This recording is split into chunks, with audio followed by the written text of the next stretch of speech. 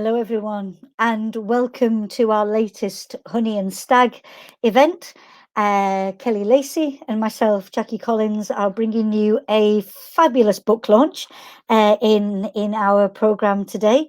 We are here to celebrate the launch of Sandra Ireland's latest novel, Sight Unseen, out today on the 13th of August, and we'll be getting deep down within those pages.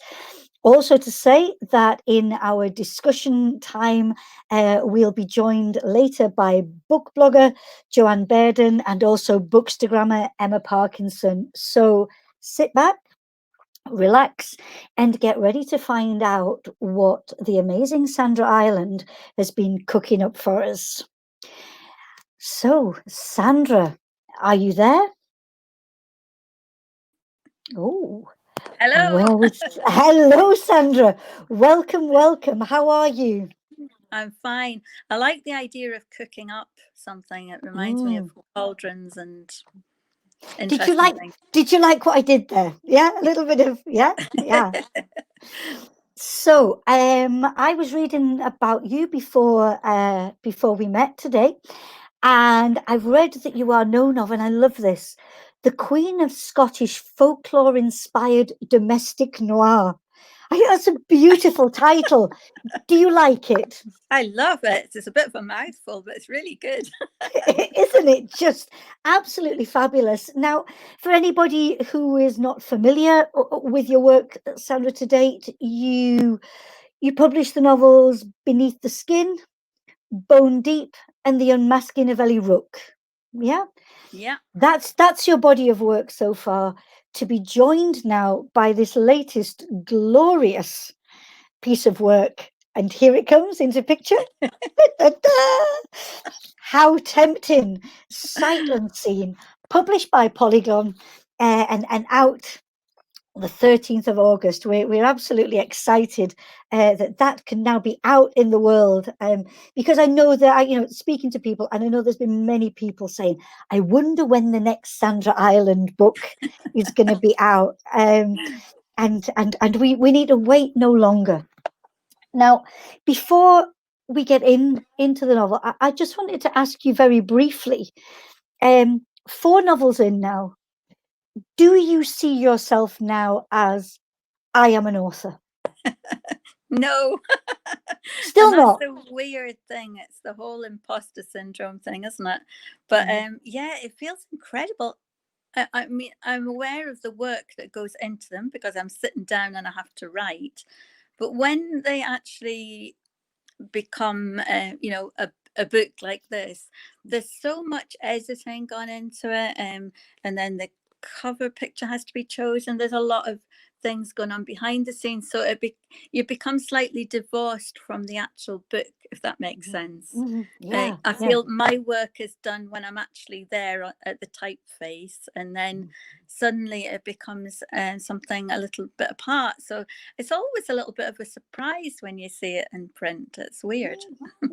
I love the way you talk about that thing, though, that it really is an ongoing creation, that the formation of the narrative, the whole idea, those ideas that you put together and then hand it over to someone else, and then it becomes that I don't know, I don't want to call it a product because it sounds a little bit tacky, but it becomes that beautiful creation that we get to enjoy.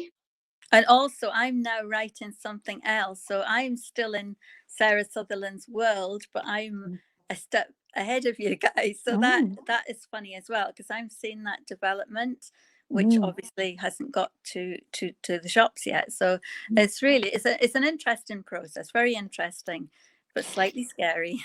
but slightly scary. So I think it's a perfect place for us to start to talk about your main protagonist, because your 3 previous books were standalones. Yeah. And from what I'm hearing, this is marvelous news. So today's book is not the one and only. I like the notion of a Sarah Sutherland thriller. Lovely, and there will be more. Could you begin by telling us, who is Sarah Sutherland? She's just an ordinary woman. She's an ordinary wifey like the rest of us. And heroes come in all different shapes and sizes. And she's struggling with a lot of things in her life. But she's very passionate, very honest person. She feels injustice very deeply. And she has a lot of hidden passions, a lot of things that she feels she might have missed out on. She has a lot of responsibilities, which place quite a burden on her. So she's no different to the rest of us. We all have things that we have to cope with. And I wanted to make somebody that was very much part of the domestic setting. She's not a high flyer. She's just doing what she does and getting through life one day at a time. And I enjoyed writing her. And I think she's a really interesting character. And I had to laugh, excuse me, the other day. Somebody wrote about my other books. They wrote a lovely review of this, an early review of this, which was really nice. But they said that my other characters were kind of morally dubious, which I quite like. I didn't set out to write morally dubious characters, but that there was a point there. And I think Sarah is the kind of antithesis of that. She's very upright person. Did you, when you say that difference, did you consciously set out to make her in that way, that there would be no ambiguity about this woman's morality or anything like that, or decisions made, that she would be that almost like bellwether, of being? Yeah. No, I didn't really. I think I set out to write a family story. Obviously, the way I write it wasn't going to end up like an ordinary cozy family saga, obviously. But I wanted to write something about the ties that bind, the things that keep us together. And I think what we've been through, I think that's more important than anything, because at the start of all this, of the pandemic, that was the one thing that you reached for, all those people that were in your family, whatever shape that family might take.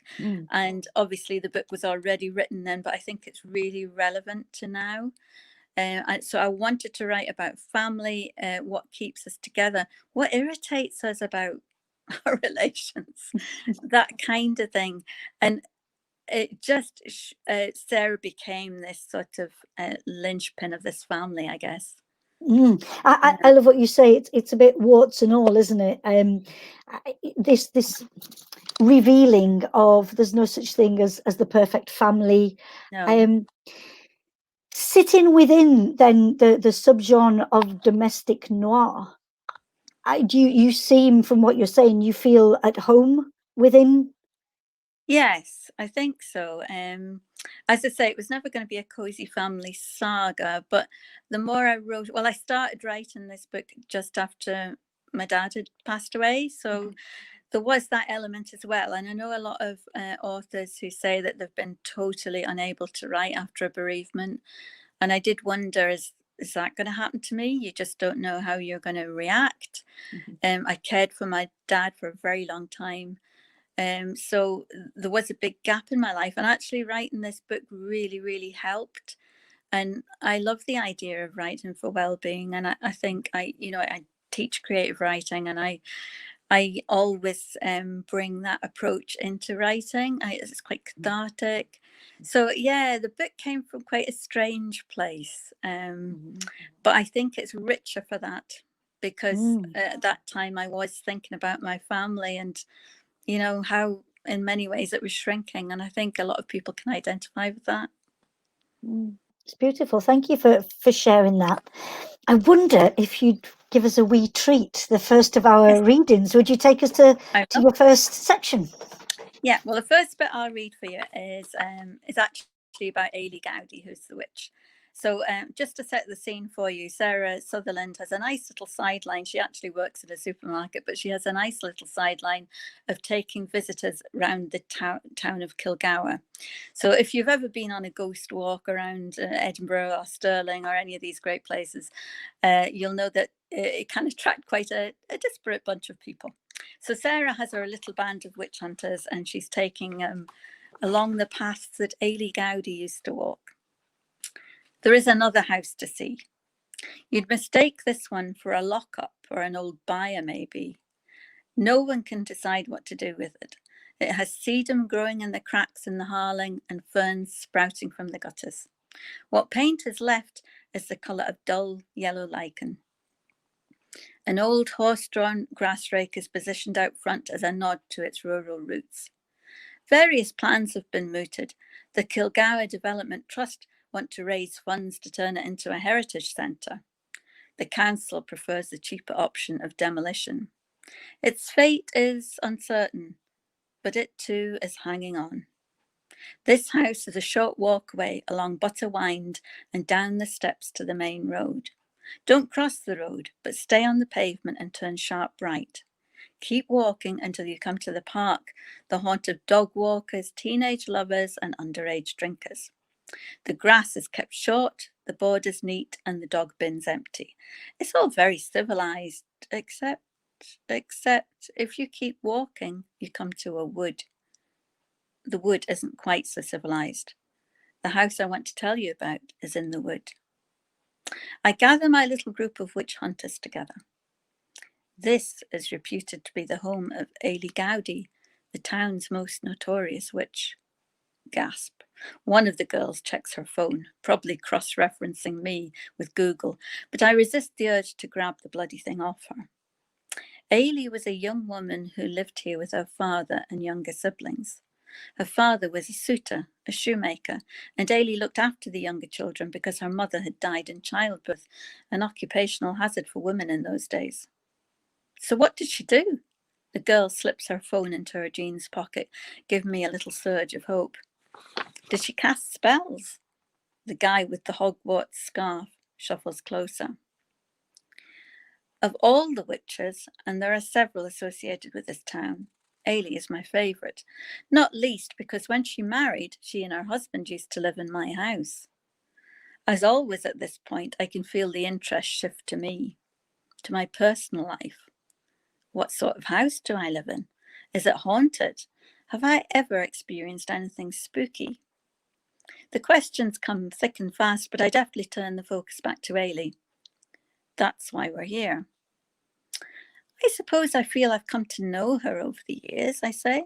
Her husband, Robert, was a weaver, producing linen for the export market, and in my back garden, Ailey would have grown plants for dyeing the cloth, such as woad and madder. Upstairs, the floorboards were warped by the weight of the loom. They creak when I walk on them, and every day when they do, I think of Ailey and the wrong that was done to her. She was wronged. Every time I do this to her, I try and put the wrong right as best I can. It's not the whole truth, of course. I don't think of Ailey every time my floorboards squeak. That would just be weird. But you have to ramp it up for the punters and give them a bit of drama, a bit of pathos. That's the art of storytelling. Once I'm sure of their attention, I set the scene. One day, Ailey took one of her siblings to the town well. I'll show you where that is in a minute. I suppose he was a bit cross and making a fuss, and Ailey had to ask one of the other women to hold him while she drew water from the well. That's when it started. I look around the circle of faces. They are already with Ailey as she tries to juggle the screaming infant and her wooden pail. The woman who helped her reported to her neighbour that the child's hair smelled of brimstone. Ha! The devil, says Waterproof's woman, as if she knows him personally. I nod. It only takes a little bit of gossip in a small town to spread a story like wildfire. And Ailey had form. A few days earlier, a butcher of this parish, one Archibald Donald, had asked for Ailey's hand in marriage. She'd refused, probably because she couldn't leave her father with all those kids, or maybe she already had an eye on her future husband, or maybe she just didn't fancy him. Anyway, Archibald went to see a local cunning woman. Isn't that the same as a witch? The teenager's mum thinks she's being shortchanged and that maybe I don't know what I'm talking about. There's a very fine line between the old ways and witchcraft. The authorities turned a blind eye to cunning folk and what was termed natural magic. Holy wells and plant remedies were fine. Calling up dark entities was not. That was maleficium, evil doing, and I'll tell you about that too. The woman told Archibald to bring her some combings from Ailey's hairbrush. Yuck, one of the girls made a face. What was she going to do with that? Concoct a charm that would make Archibald irresistible to Ailey. Archibald bribed one of the kids to bring him the combings, but Ailey found out and snipped off some of the hair from a cow's tail and substituted that instead. Apparently, at church that Sunday, a heifer made its way up the aisle and stood mooing beside Archibald's pew. It found him utterly irresistible. There's a ripple of amusement. Unfortunately, it made him a laughingstock, and he was not amused. He swore he'd get even with Ailey Gowdy. Thank you. Thank you, Sandra. You give us that beautiful insight to, the core of putting a wrong right, and I love that is the driving force in a way behind Sarah Sutherland. But you introduce us in that reading to the town of Kilgar, and to, shall we say, the other protagonist, Ailey. Before we talk about her, though, the town that you create, because I'm right in thinking that it's fictional, is it not? It's fictional, yeah. Yeah, okay. So when you began with this idea to write the novel, did you sit down and sort of like sketch out a plan of the town, of what it would look like?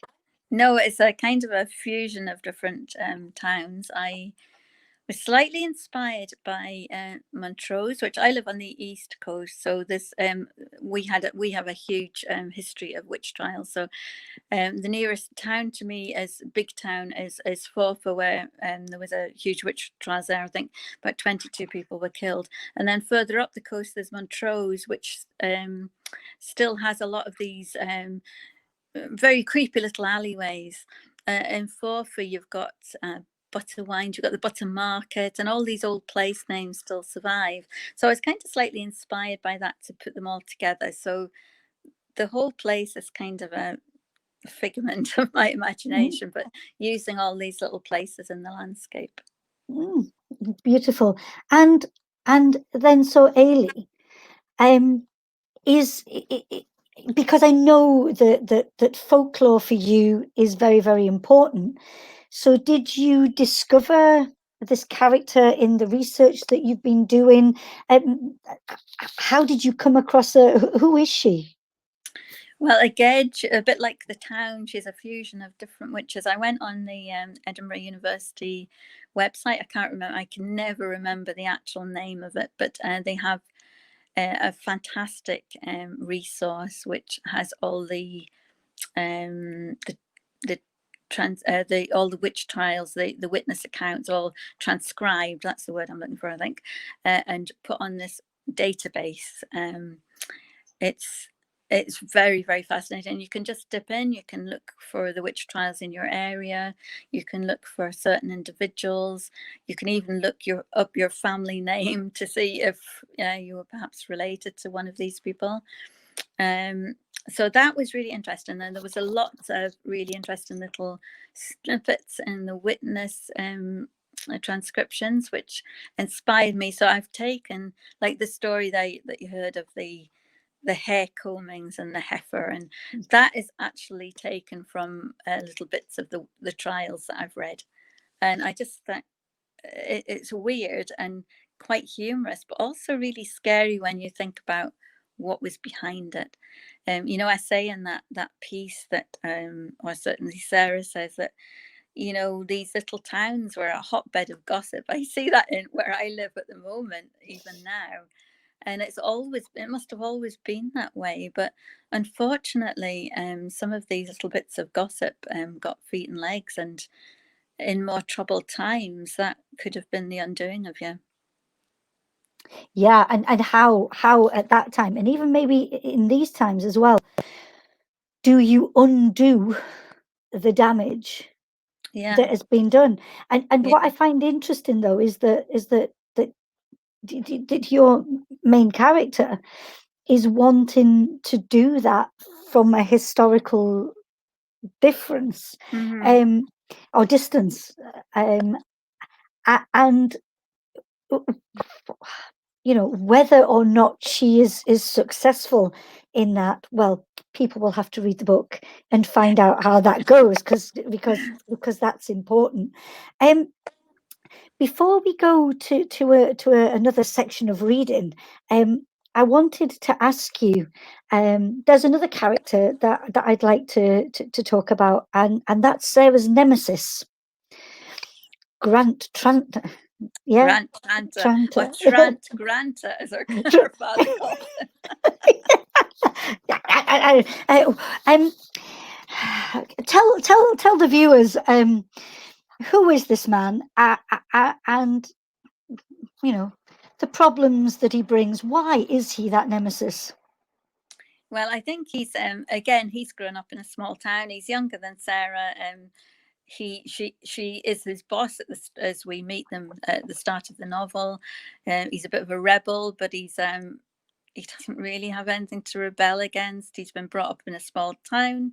His mom's a single mom. He's had a really hard paper round, if you like.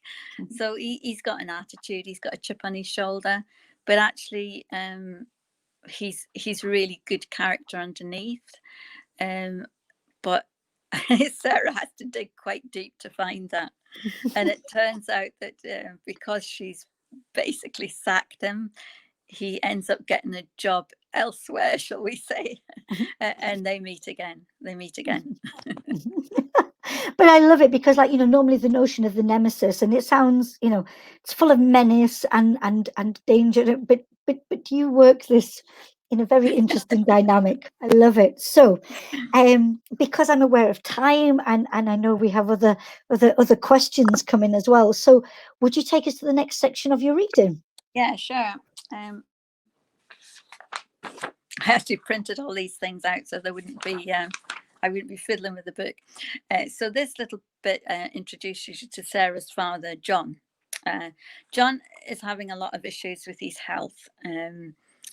He's in his 90s. Sarah was a late baby. She's an only child, so the duties of caring fall to her, and I really wanted to write about that in the book. So here we meet John when he's searching, as always, for something he's lost. John came across the pen while searching for his checkbook, a big fat fountain pen in a presentation box, inscribed with his name, John R. Milton, and the date of his retirement.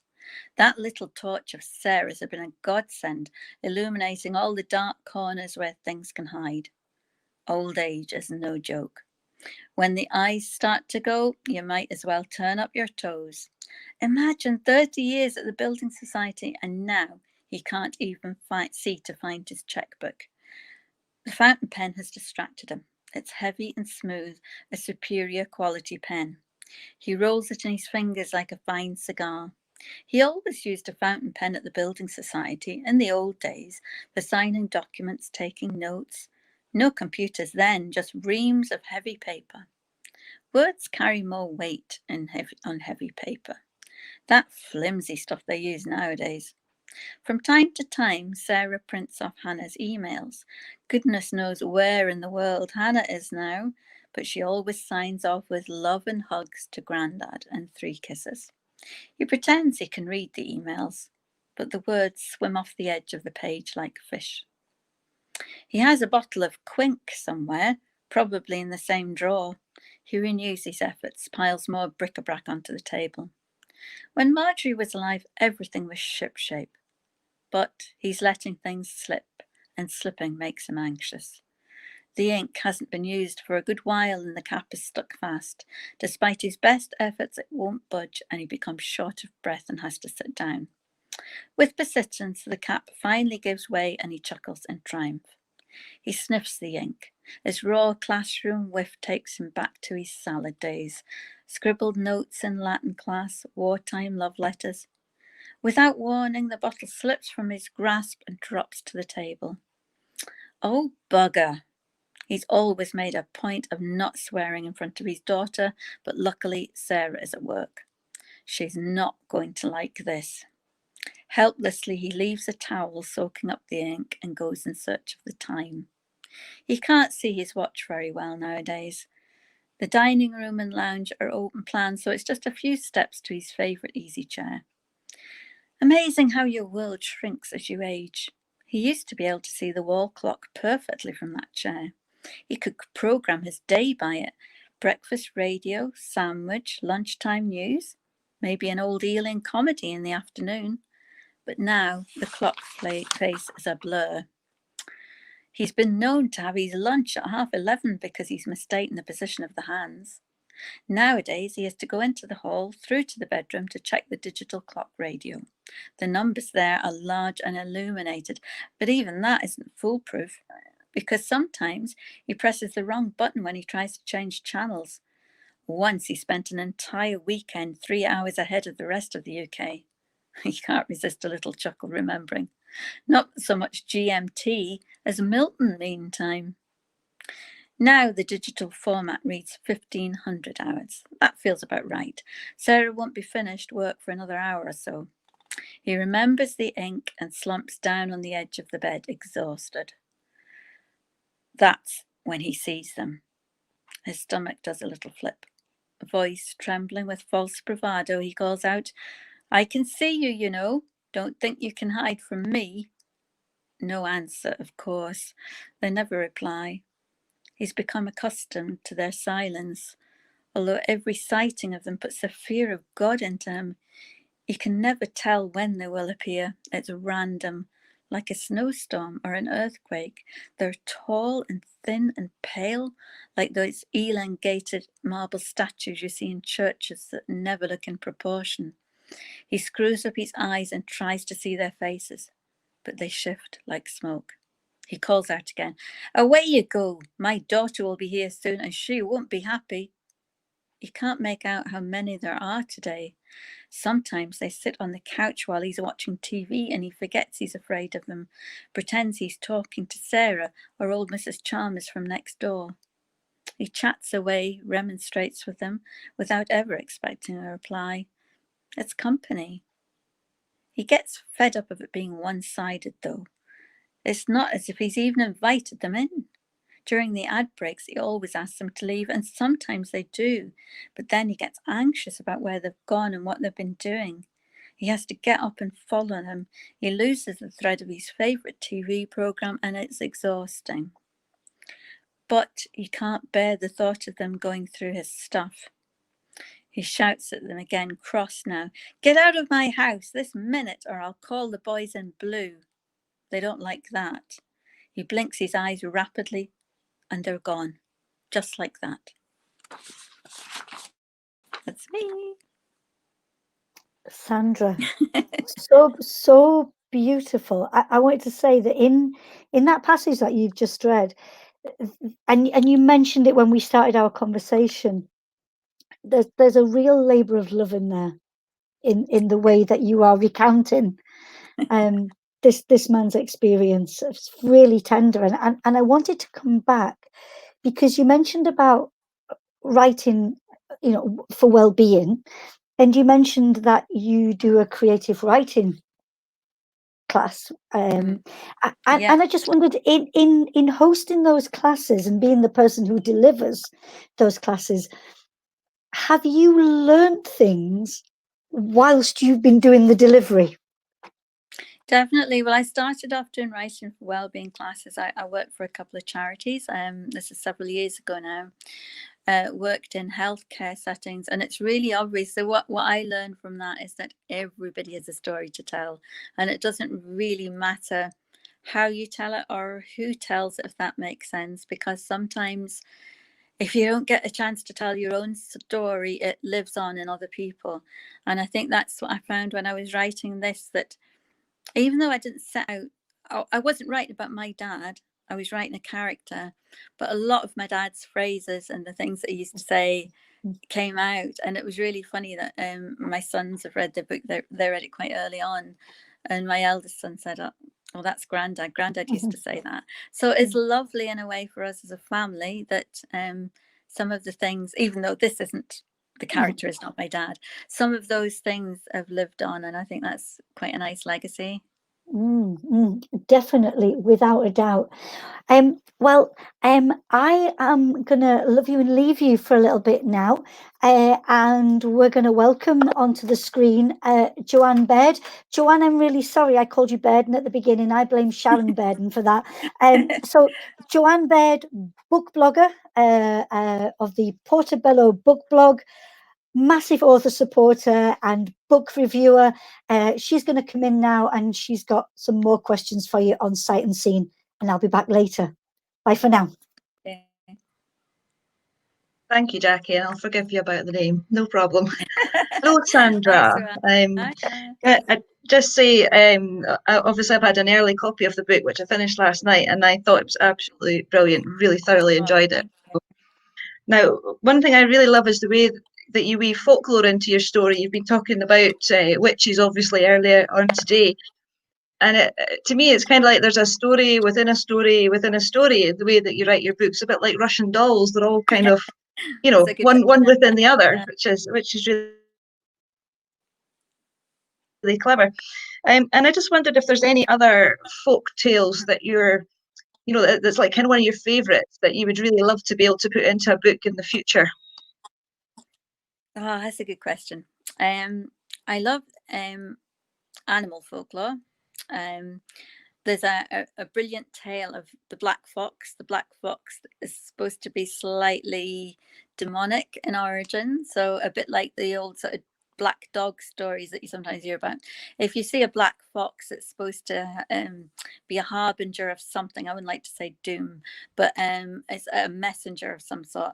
And I did many years ago write a novella that featured a shape-shifting fox. I don't know if that's available for public view, but I would definitely like to take that story. I think it's quite fascinating that we take, even nowadays, something like the black fox story. You can see that in newspapers.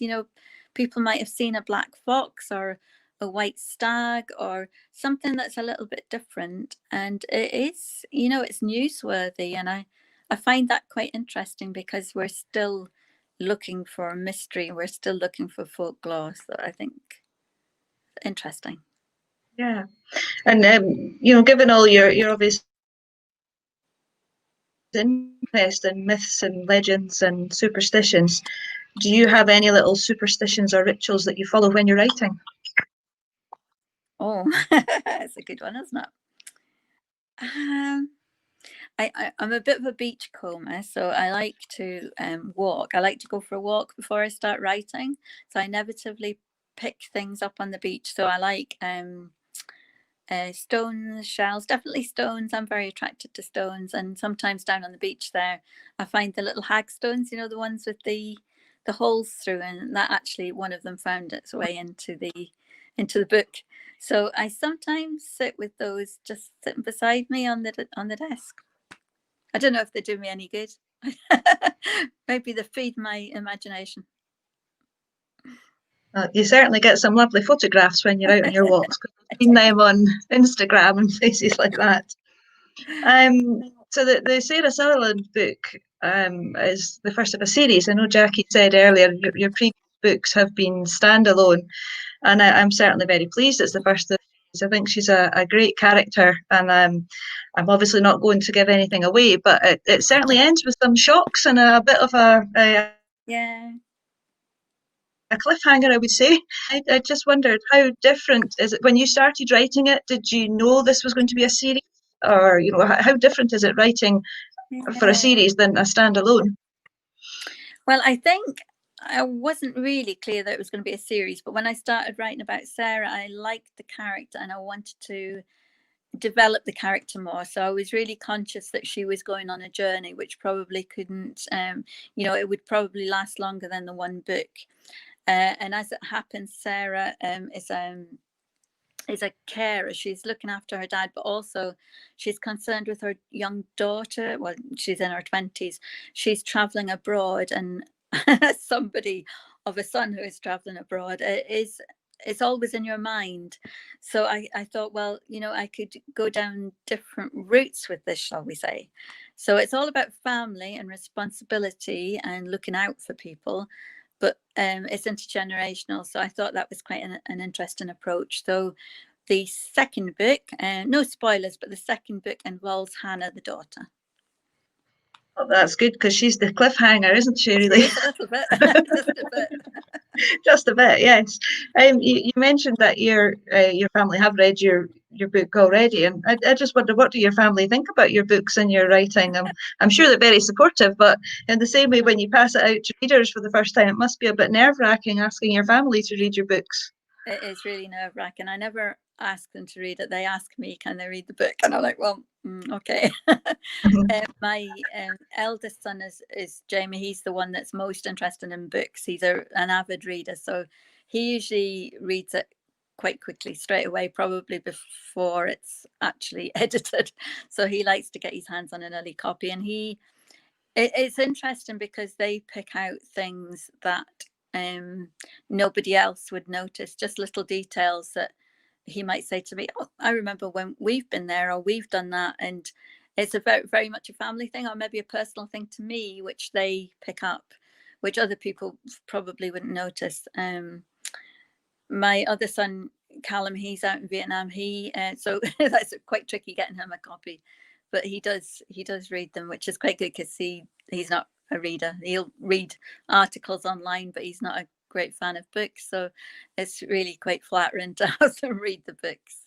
As for the rest of my family, my brother, my sister, my nieces, nephews, they're all very, very supportive. So I'm not quite sure how they think of me after reading the books, but might change their opinion.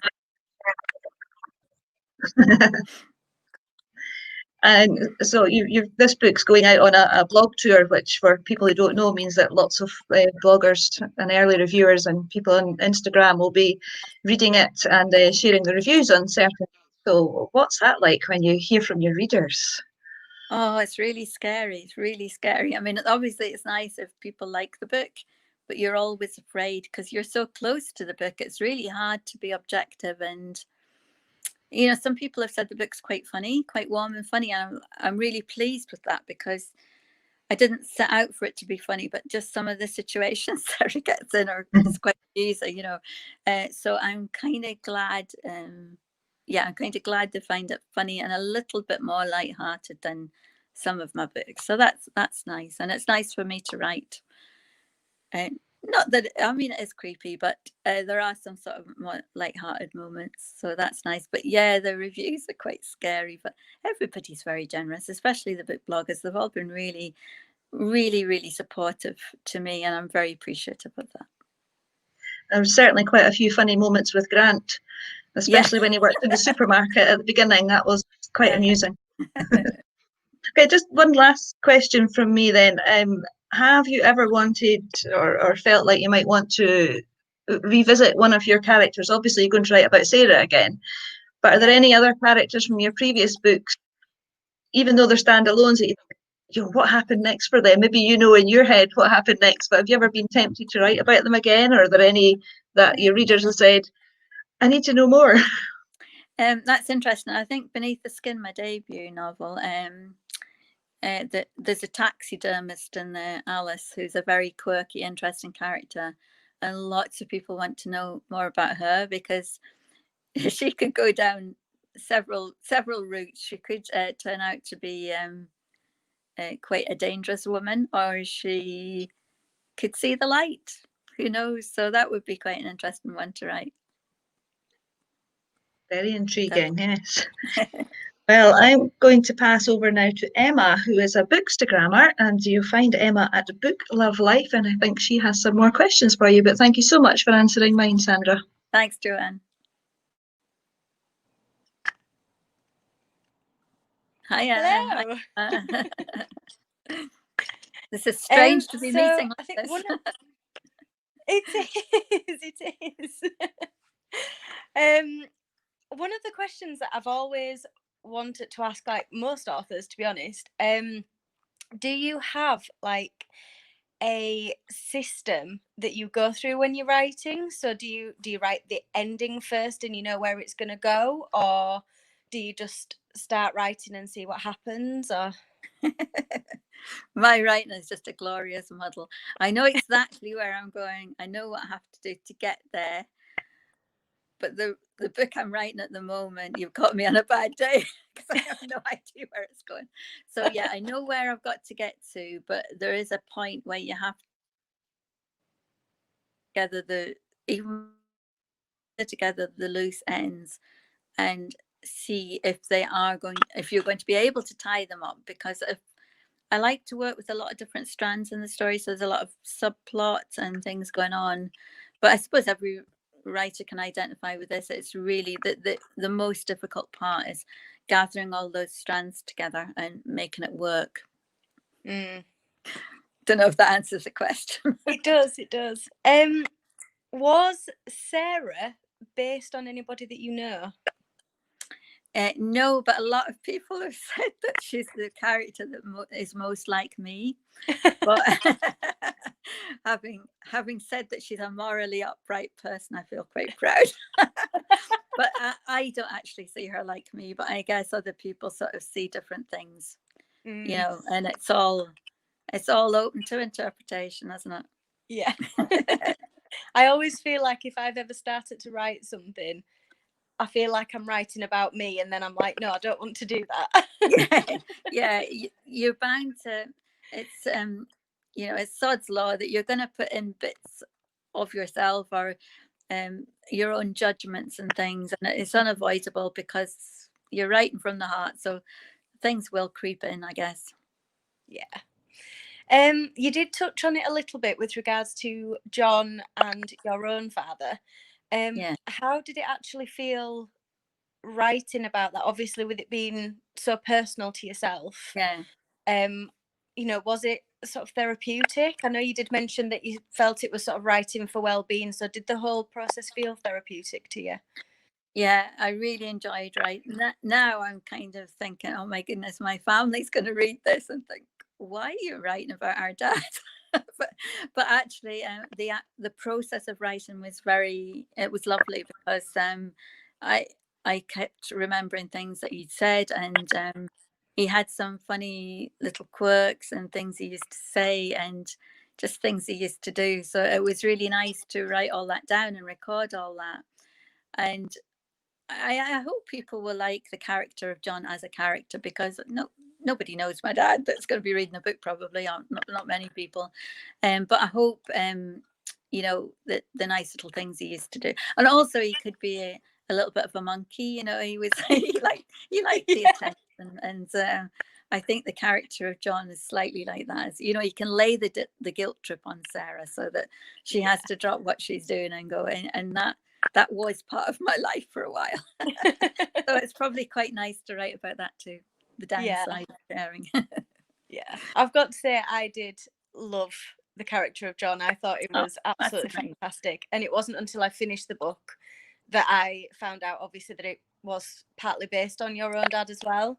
Yeah. So that made him like even more likable then, because he was based on a real person. Yeah, that's lovely. Thank you for saying that. You're welcome. How did you come up with such a mix of different topics, genres within one book? Because like even on the back of the book it says it's a tale of family ties, mystery and suspense, love and sacrifice. You've got historic witch trials and modern day slavery. That is a lot to fit in one book, but at the same time it was so, it wasn't complicated to read or anything.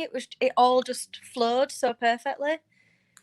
It's been very well edited by my editor, who totally gets where I'm coming from, and I probably do try and pack too much into it, but I always, as I'm writing, the themes sort of present themselves to me. So even if you're just writing about folklore, there's certain themes that you think, oh, you know, I can identify how we think nowadays, so that ties in with our modern mindset.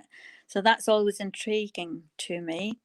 And then when I was writing about the witch trials, there was lots of things came out about how these women don't have a voice, how you know, small things that might pass people by are actually blown out of all proportion. So there was the whole sort of small town gossip thing going on, and then that made me think about what's happening in a small town behind closed doors that we're not necessarily picking up on. So there was a lot of things that came out that could all be, even things about the church that's quite timely now. They all sort of presented themselves to me as I was writing.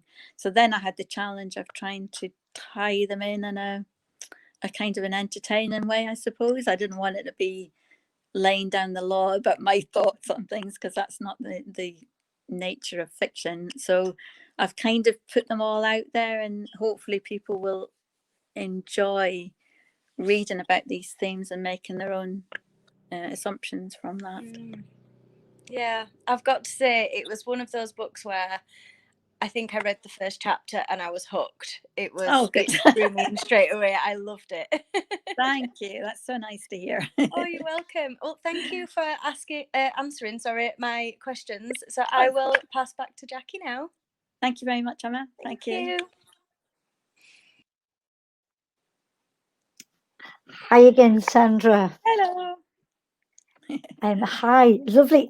I'm so enjoying this conversation about a book that I agree with what Joanne and what Emma have just said. It's just so engaging, and it transports you away. It's a book that's needed for now. Thank you. Yeah, it's so lovely. I wanted to ask you about the title, if I might. Well, sight unseen, because being the linguist that I am, when you get something sight unseen, that means something to me. But I wondered, choosing the title that you did, what did it mean to you? Why did you go with that?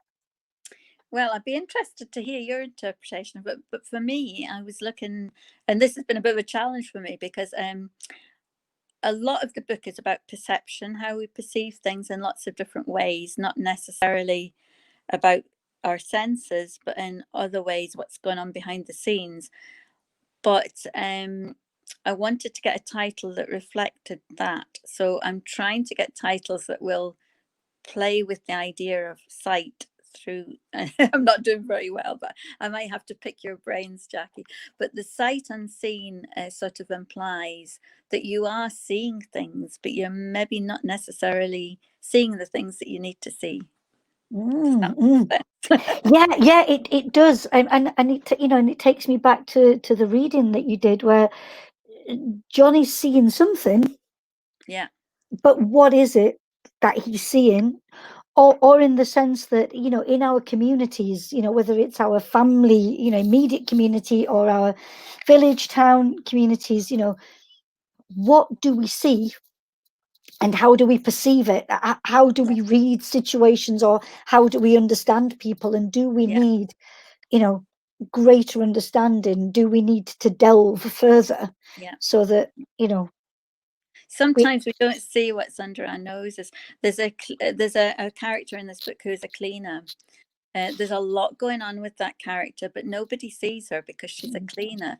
And how often have we been talking about this during this pandemic, that we do not notice people, and that's bad. Isn't it? And that idea that, or that or that as well, in the pandemic, that finally we've come to realize who the important people are in our society, whereas you say previously, we would have just gone by them, we wouldn't have seen them, acknowledged them, recognized what it is that they do that holds it all together. Absolutely, yeah.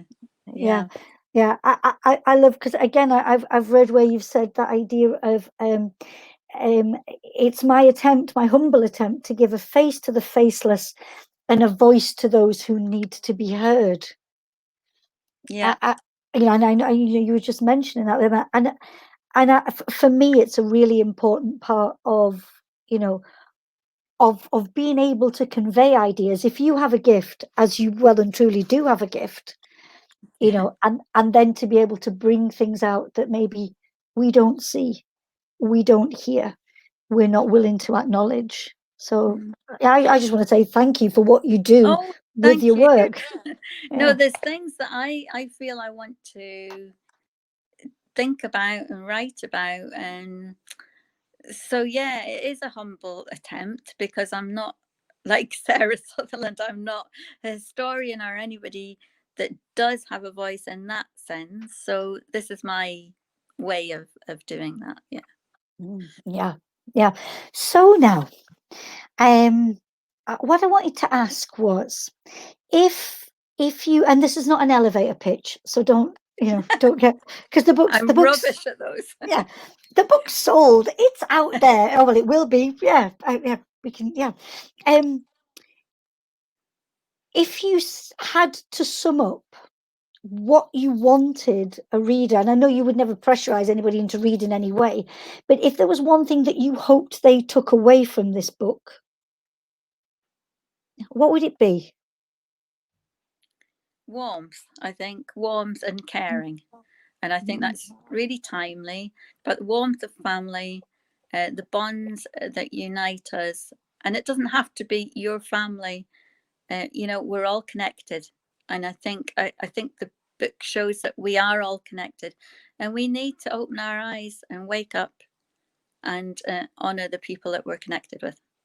Oh, gorgeous. Yeah, honouring those that we're connected with. And I do like what you say, that isn't necessarily biological family, because they're all different kinds of families. Absolutely. Yeah. that we belong to. But and I think it, and through the pages of the novel, that is demonstrated as well, whether that be immediate family or small town configurations, or even across the divide of time. Yes. That people can be connected even without knowing. Yeah. That they're connected. So I wonder if I might, and I know this is going to be really cheeky of me to ask, but you said earlier on that, of course, sight unseen for you, it has been, it's been delivered and it's ready to be brought forth. You now are working on something else. Yeah. I'm working on two things. Are you? Oh, please, because it's always good to get insight, and because we'll all be getting sight unseen, and then we'll need to know what comes next. There was a beautiful quote from the Dundee Courier, which I thought was brilliant, and I just was like, yes. And for sight unseen, it says, "This gripping tale has left me longing for a sequel." Oh well, there you go. And that's two of us. Well, I know that's more of us, and I know that's coming. But you say you're working on two things. So what are those two things? The second book, Sarah Sutherland's second book, is finished, so that's just waiting to be edited. So that takes place partially in India, when Sarah has to reconnect with her daughter. Let's put it like that. And the other book that I'm working on is a rather random gothic. I don't know if anybody will want this book, but I've really enjoyed writing it. I'm living a random gothic. Come on. It's a random gothic locked house mystery. It's a bit Agatha Christie, and I don't know where it fits within my oeuvre. But brilliant. I mean, what strikes me from what you're saying is, because I asked you, where do you think you are, in your trajectory as an author, and what it's sounding for me is you've got freedom here. You've got freedom to develop. I just had this idea, and it was sitting there, and I had to write it. I think when you've got to write something, you've just got to write it. So I've nearly finished that, and then I'll be looking at book 3 of the Sarah Sutherland series, which I have a really interesting idea, which may or may not be related to the pandemic, because I think that's in our thoughts. Definitely. Yeah, definitely. Before we close, I'm going to bring you back to the Gothic again. Yeah, because you obviously, there's a very strong link between you and the Gothic, and I want to know where it all began. When did you get hooked on the Gothic? I don't know. I read a book years and years ago. It's called The Book of Human Skin by Michelle Lovrick. A really, really interesting book set in Venice. And well, you know, it does what it says on the tin, you can imagine, with that title. And it wasn't the sort of book that I would read. I think at that time I was reading sort of, I don't know, romances or something. And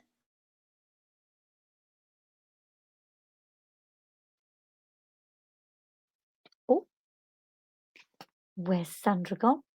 I think we've lost her. I hope she comes back. Well, in case we don't get Sandra back with us, I hope that you have thoroughly enjoyed our conversation. It has been wonderful to be. Hello, Sandra, are you back with us? Yes. Sorry, I thought I just kept talking. I thought the Gothic was ever going to remain a mystery, and we I'm not quite sure what you heard, but I was just saying that this book, The Book of Human Skin, the author managed to turn the lens on the reader. And how do you feel when you're reading this book? And I thought that was really clever. And I think that's what the Gothic does. It tells us something about ourselves which we may not know. Oh, yeah. And even with our book under discussion today, Sight Unseen, I think you do that with that book, and you turn it back on us and you make us consider how we relate and react to people. Would you do us the honours of holding that beauty up one last time? Yeah? Exciting. We should have a glass of something fizzy. We should. Yeah. Look at that. Absolutely delicious. What is behind that door? Yeah. And it's even got the lights on. And dare you enter. Dare you enter. Yeah. Sandra, from all of us at Honey and Stag, we wish you all the very best with this publication. Yeah. It's been a pleasure. Thank you. Seriously, just thank you for being here with us, and we hope that we get the pleasure of doing this with you in real life as well, when it's safe for us all to be together. I just want to close by thanking all of us that have taken part: Joanne, Emma, Kelly behind the scenes, who holds this together so beautifully, Sandra, yourself, and people out there watching. Just to let you know that if you're watching now and you have questions for Sandra, if you put them in the comments, then she will be more than happy to answer them. She'll be back on the chat with those. Okay, so thank you so much. It just remains for me to say goodbye for now. Happy reading, everybody, and don't forget, get that copy of Sight Unseen by Sandra Ireland. Thank you, everyone. Goodbye.